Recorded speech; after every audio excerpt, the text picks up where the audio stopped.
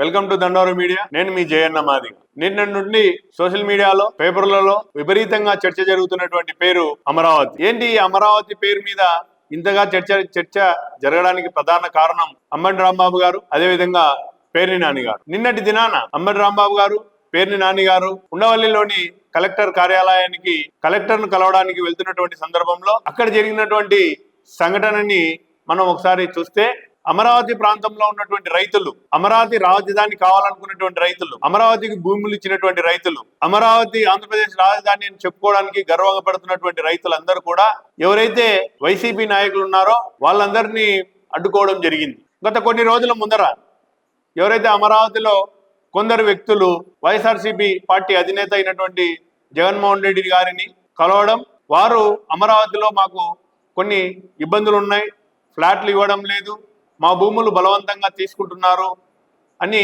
ఆయనకు రిప్రజెంటేషన్ ఇచ్చినట్టుగా, వాళ్ళ రిప్రజెంటేషన్ని ఆధారంగా చేసుకొని వైఎస్ఆర్సీపీ కాంగ్రెస్ పార్టీ అధినేత జగన్మోహన్ రెడ్డి గారు సిఆర్డిఏ పరిరక్షణ సమితి లేదా అమరావతి పరిరక్షణ సమితి అనేటువంటి ఒక టీంని ఏర్పాటు చేయడం, ఆ టీంలో సభ్యులైనటువంటి అంబటి రాంబాబు గారు, అదేవిధంగా పేర్ని నాని గారిని ఆ టీం సభ్యులుగా కలెక్టర్ గారిని కలవడానికి పంపించడం జరిగింది. ఎవరైతే అమరావతికి భూములు ఇచ్చినటువంటి రైతులు ఉన్నారో వారు ఈ సంఘటనని, ఈ వైసీపీ నాయకులు అమరావతిలోకి రావడాన్ని తీవ్రంగా వ్యతిరేకించినట్టుగా మనకు తెలుస్తుంది. అసలు ఏంటి ఈ అమరావతికి, వైసీపీకి, అమరావతిలో ఉన్నటువంటి రైతులకు ఏమి జరిగింది, వాళ్ళు ఏం మాట్లాడినారు, వీళ్ళు ఏం మాట్లాడుతున్నారు అనే విషయాన్ని ఈరోజు మనం డిస్కస్ చేద్దాం.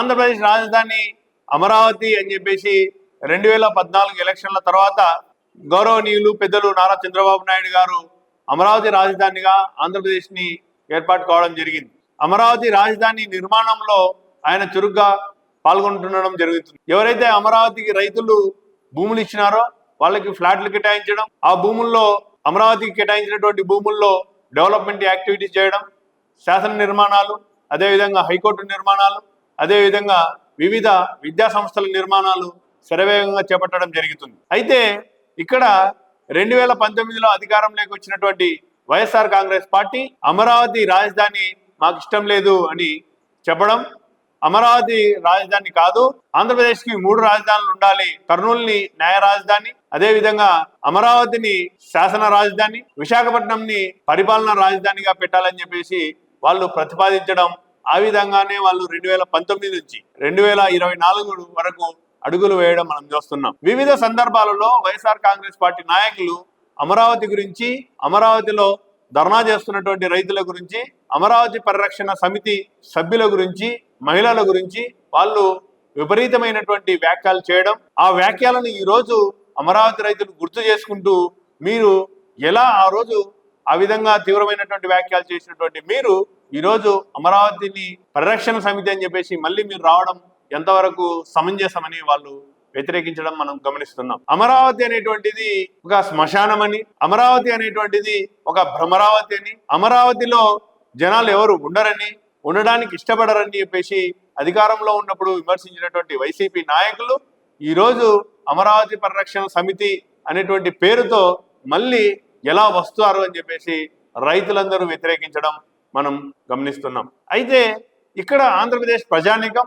ఆంధ్రప్రదేశ్ ప్రజలు ఒక విషయాన్ని గుర్తుంచుకోవాలి, తెలుసుకోవాలి.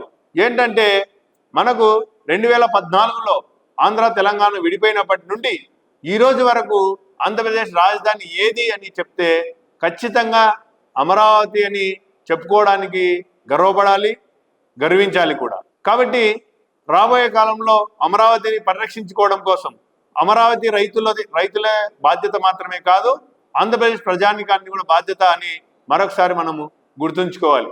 అయితే వీళ్ళు అక్కడ జరిగినటువంటి ఒక సంఘటన ఏంటంటే, అంబటి రాంబాబు గారు మాట్లాడుతూ మా పైన దాడి చేసినారు, మమ్మల్ని కొట్టినారు, రాళ్లతో దాడి చేసినారు, గుడ్లతో దాడి చేసినారు అని చెప్పేసి ఆయన చెప్తున్నటువంటి సందర్భంలో ఒక కానిస్టేబుల్కి రాయి తగిలింది అని చెప్పేసి ఆయన చెప్పారు. సరే, ఆ కానిస్టేబుల్ రాయి తగిలినప్పుడు వాడు అని చెప్పేసి ఆయన ఒక సింగిల్ పదాన్ని ఉపయోగిస్తున్నారు. వాడు అనే పదం కాకుండా ఆయన అనే పదం ఉపయోగించుంటే అంబటి రాంబాబు గారి యొక్క గౌరవము, మర్యాద పెరిగేది. కాబట్టి మనల్ని రక్షించేటువంటి పోలీసులని, మనకు శాంతి భద్రతను అందించేటువంటి పోలీస్ వ్యవస్థల్ని గౌరవంగా మర్యాదగా కలిగింటే బాగుండనేది దండోర మీడియా యొక్క అభిప్రాయం. సో రాబోయే కాలంలో అమరావతిని పరిరక్షించడమే కాదు, అమరావతిని రక్షించుకోవాలి. అమరావతి ఆంధ్రప్రదేశ్ రాజధానిగా ఉండడం కోసము గౌరవనీయులు నారా చంద్రబాబు నాయుడు గారు ఏ విధంగా అయితే ప్రయత్నం చేస్తున్నారో, ఆంధ్రప్రదేశ్లో ఉన్న ప్రతి ఒక్కరు కూడా అమరావతి రాజధానిగా ఉండడం కోసం వారి ప్రయత్నం చేయడం అనేటువంటిది ఖచ్చితంగా చేయాలి. అందులో భాగంగానే దండోర మీడియా ఆంధ్రప్రదేశ్ రాష్ట్రానికి అమరావతి రాజధానిగా ఉండడం కోసము మనవంతు ప్రయత్నంగా అమరావతి రాజధాని కావాలని చెప్పేసి మనము గట్టిగా మాట్లాడుతున్నాం. మీ దండోర మీడియా. Thank you.